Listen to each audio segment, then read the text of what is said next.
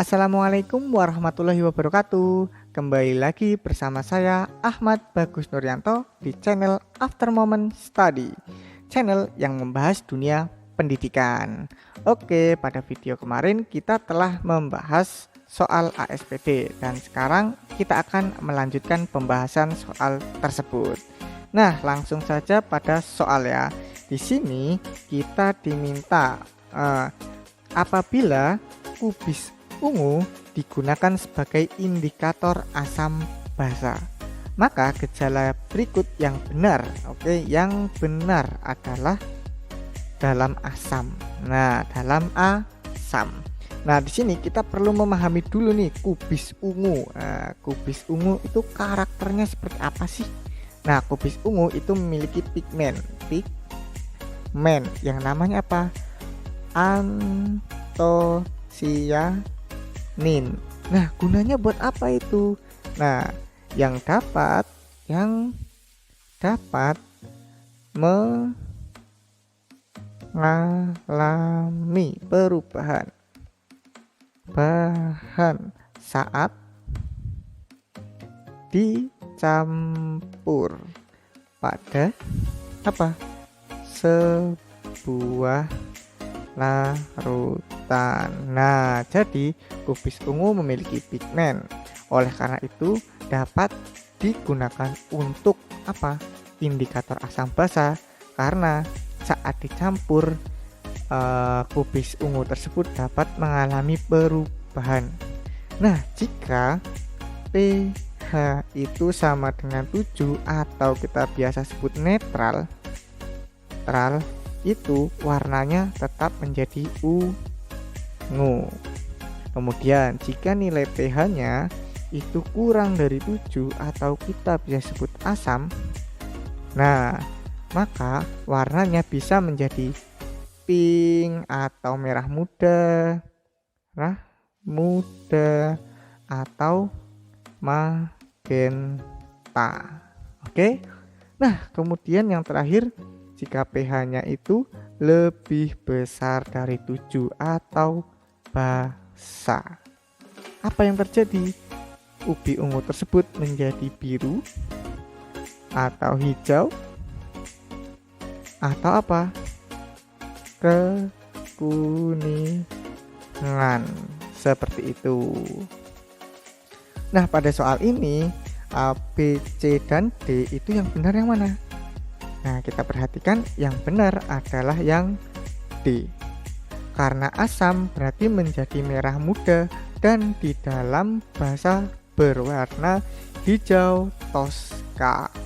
Seperti itu. Bagaimana? Oke, jika ada pertanyaan bisa ditulis di kolom komentar. Oh ya, jangan lupa juga subscribe channel ini. Oke. Nah, pada soal ini kita diminta apa nih? Pasangan lambang unsur, nama unsur, dan jenis unsur yang benar. Oke, berarti kita identifikasi nih.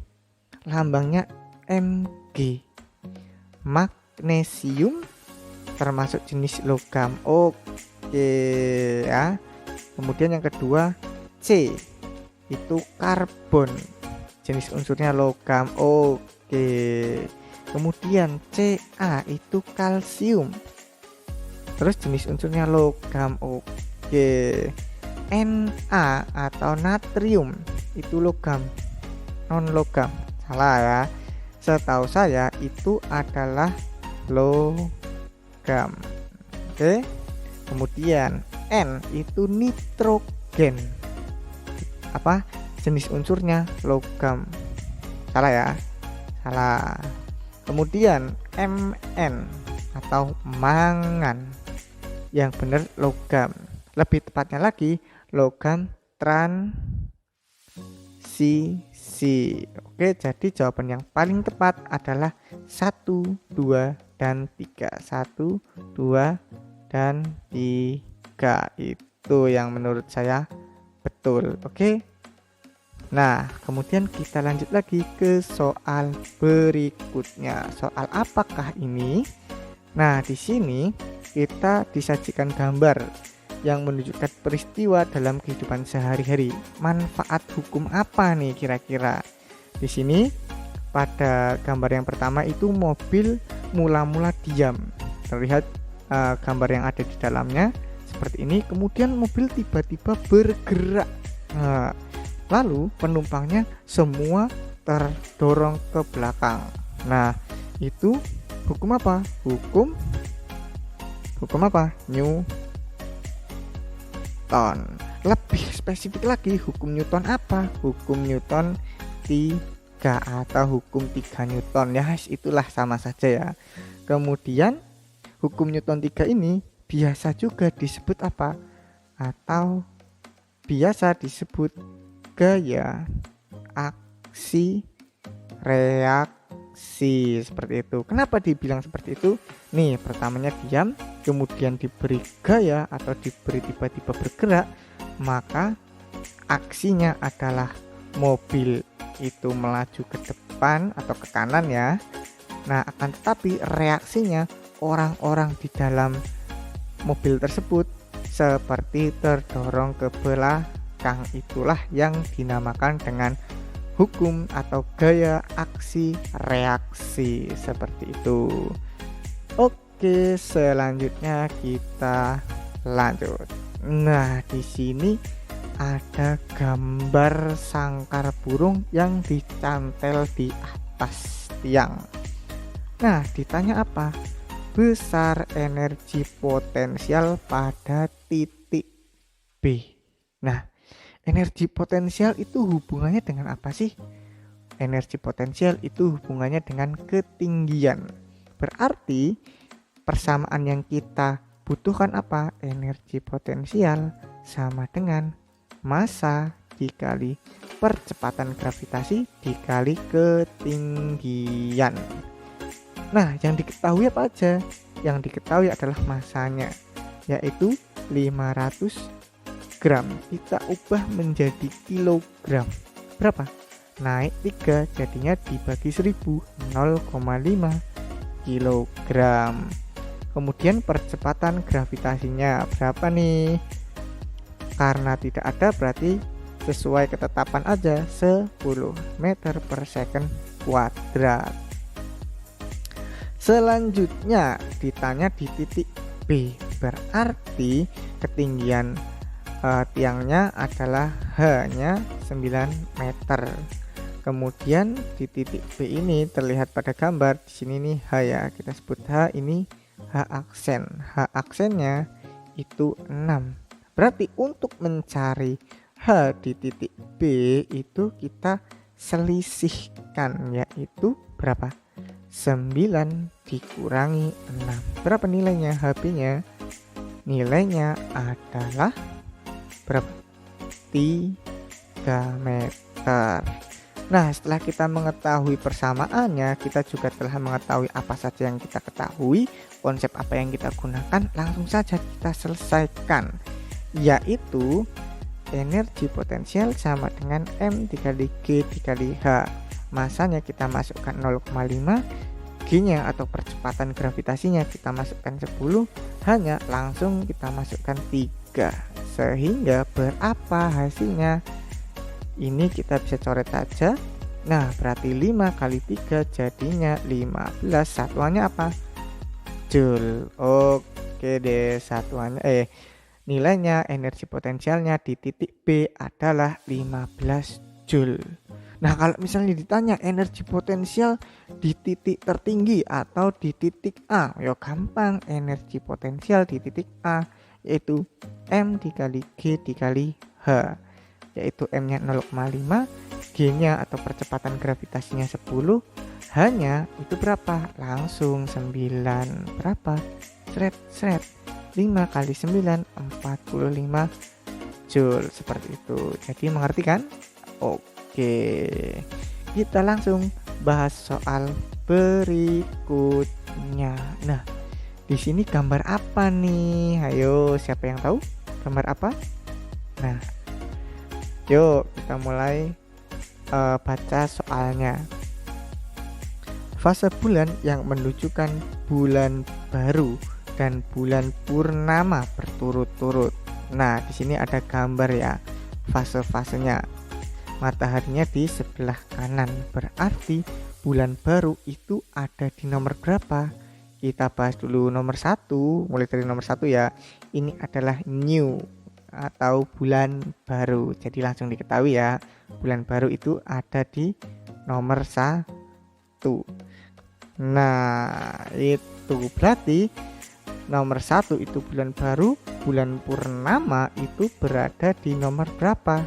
Nomor 5. Secara lengkap ada di sini. Oke, kita lanjut ke soal berikutnya.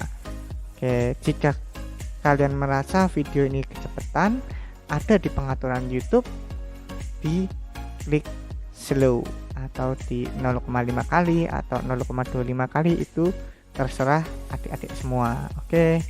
Nah, di sini ada soal apa ini, seperti jungkat-jungkit atau puasa. Kita lihat titik tumpu. Nah, di sini ya ditanya apa? Agar tuas tetap seimbang. Oke. Yang diketahui apa saja? Di sini bebannya atau W-nya adalah 500 Newton. Oke. Nah, jarak lengan beban itu berapa? 30 cm. Kemudian kuasanya atau F-nya adalah 100 Newton. Nah, itu yang diketahui.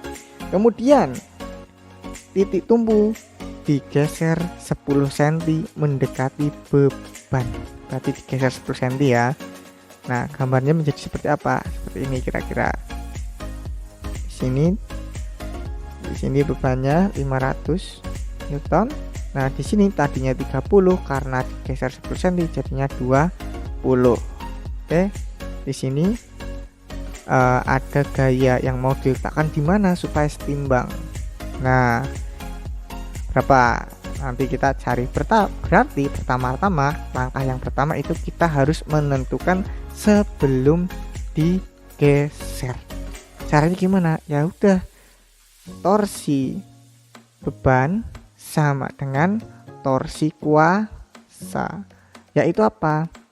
Berat beban dikali lengan beban sama dengan gaya kuasa dikali lengan kuasa. Oke, kita masukkan nilainya. Bebannya berapa? 500 Newton dikalikan lengannya 30, tadinya 30 sebelum digeser, sama dengan gaya kuasanya 100. Berarti lengannya berapa? Nah, ini langkah pertama, kita akan mencari lengan kuasa. Kita coret yang tidak perlu, ini kita coret, ini kita coret, sehingga nilai lengan kuasa sama dengan 5 kali 30, yaitu 150 cm. Kita sudah dapat nilai lengan kuasa sebelum digeser. Setelah itu kita baru masuk ke step yang kedua, yaitu setelah digeser. Berarti torsi beban sama dengan torsi kuasa. Berarti W dikali lengan beban setelah digeser sama dengan gaya kuasa dengan lengan kuasa setelah digeser. Nah, di sini kita tinggal masukkan beratnya berapa? 500 Newton dikali lengan beban setelah digeser, berarti 30 dikurangi 10, yaitu 20, sama dengan FK-nya berapa? 100 ya. Nah, sekarang LK berarti lengan kuasa ya, berarti yang tidak dibutuhkan kita coret, seret, yang bisa dicoret, sehingga nilai lengan kuasanya yaitu 5 kali 20, yaitu 100 cm. Nah, di sini nih, jadi kuasa itu harus digeser, seberapa ya? Berarti 150 cm dikurangi 100, yaitu 50 cm. Ke arah mana? Ayo, dekati titik tumpu seperti itu. Oke. Nah, itu jika ada pertanyaan langsung saja ditulis di kolom komentar.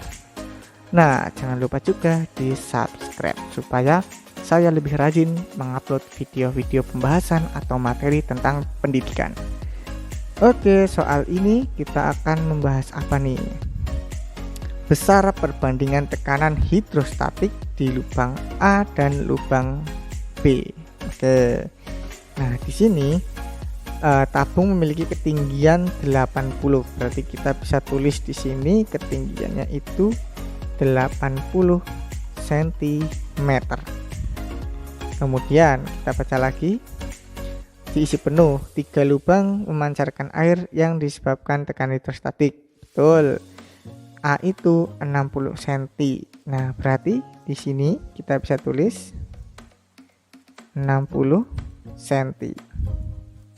Kemudian yang B di sini kita bisa tulis berapa? 40 cm. Dan yang C itu berapa? 20 cm. Oke.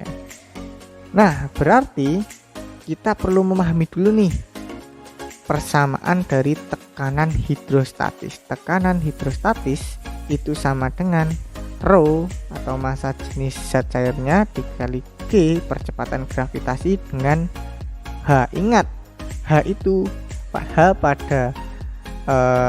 tekanan hidrostatis berbeda dengan H pada tekanan hidrostatis itu berbeda dengan H pada energi potensial. H pada tekanan hidrostatis merupakan kedalaman. Karena ini merupakan kedalaman, berarti kita harus selisihkan. Nah, yang ini yang kita cari. HA ini adalah HB, ini adalah HC. Oke. Berarti kalau HA sendiri nilainya berapa? Nilainya 80, ya kan? 80 itu tingginya atau keseluruhannya dikurangi lubangnya tuh jaraknya dari tanah 60 cm, berarti 80 kurangi 60 20 cm. Kemudian yang B 40, berarti 80 kurangi 40 berarti 40 cm. Dan yang C 80 kurangi 20 60 cm. Seperti itu. Oke, setelah kita mengetahui, yuk kita bandingkan A dengan B. Caranya bagaimana? Langsung saja dibandingkan. Tekanan hidrostatis A dibandingkan dengan tekanan hidrostatis B. Oke.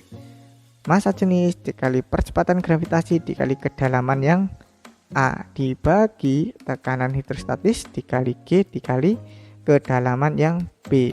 Di sini ada variabel-variabel yang bisa kita sederhanakan atau kita bisa coret yang nilainya sama, yaitu massa jenisnya sama-sama, percepatan gravitasinya juga sama, sehingga tersisa HA dibagi HB. Oke, berarti tekanan hidrostatis A dibagi tekanan hidrostatis B sama dengan HA dibagi HB. Itu berapa HA-nya? HA-nya adalah 20. Kemudian HB-nya adalah berapa? 40. Kita coret lagi. Kita coret juga, dapatnya 2, ini 1.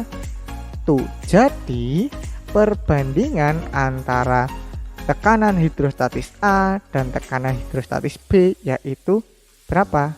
1:2. Seperti itu. Oke, pembahasan pada video ini cukup sekian saja. Lanjutan dari pembahasan soalnya ada di video berikutnya.